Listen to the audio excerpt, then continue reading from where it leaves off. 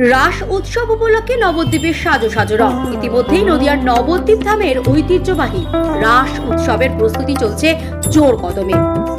এবার শহরের শ্রীবাস অঙ্গন রোড এলাকার গণেশ জননী মাতা পুজো কমিটি তাদের মণ্ডপে তুলে ধরেছেন বৃন্দাবনের নিধিবন।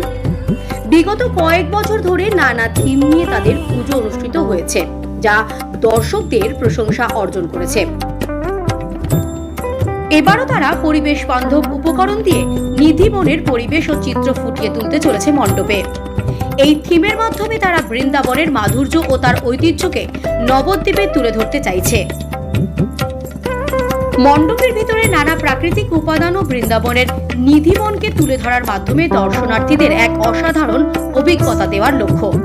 পুজো কমিটির সদস্যরা আশা করছেন এই ভাবনা দর্শকদের মন জয় করবে এবং রাস উৎসবের এই অনন্য আয়োজন সবাইকে মুগ্ধ করবে।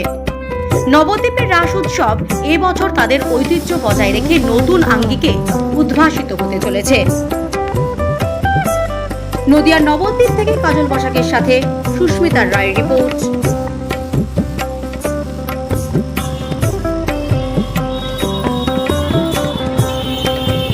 আমরা নবদ্বীপ জনপ্রিয় ক্লাব বিগত 10 থেকে 12 বছর ধরে আমাদের থিমের কাজ চলছে। নবদ্বীপের মোটামুটি হিসাব করলে বলা যায় প্রথম থিমের কাজ আমাদের হাতেই শুরু, বা হয়তো কেউ করেও থাকতে পারে আগে। তবে আমাদের পুজো হচ্ছে প্রায় লাস্ট 64 বছর ধরে। এবছর আমাদের 64তম বছর। আমাদের এবছরের থিমের ভাবনায় আছে হলো বৃন্দাবনের নিধিবন। নিধিবন মানে সবাই জানে যে শ্রীকৃষ্ণ এবং রাধা, এবং আমরা আমাদের থিমের মাধ্যমে শ্রীকৃষ্ণ রাধার যে প্রেম লীলা সেটা তুলে ধরার চেষ্টা করছি। আমার নাম